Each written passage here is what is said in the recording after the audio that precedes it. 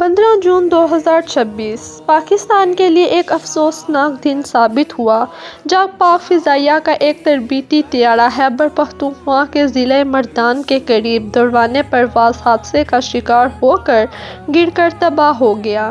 اس المناک حادثے میں 2 بہادر افسران نے جام شہادت نوش کیا۔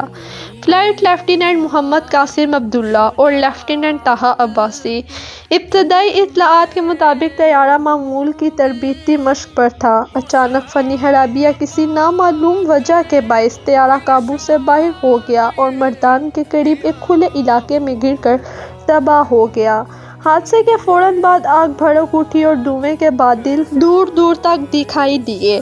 ریسکیو ٹیمیں اور سیکورٹی ادارے فوری طور پر جائے حادثہ پر پہنچ گئے، تاہم دونوں افسران جان بر نہ ہو سکے اور وطن پر قربان ہو گئے۔ ISPR نے واقعے کی تصدیق کرتے ہوئے بتایا ہے کہ حادثے کی وجوہات جاننے کے لیے بورڈ آف انکوائری تشکیل دے دیا گیا ہے۔ تحقیقات مکمل ہونے کے بعد حادثے کی اصل وجہ سامنے لائی جائے گی۔ صدر پاکستان آصف علی زرداری، وزیر اعظم شہباز شریف، فیلڈ مارشل عاصم منیر اور دیگر عسکری و سیاسی شخصیات نے شہداء کو خراج عقیدت پیش کیا اور اہل خانہ سے دلی ہمدردی کا اظہار کیا۔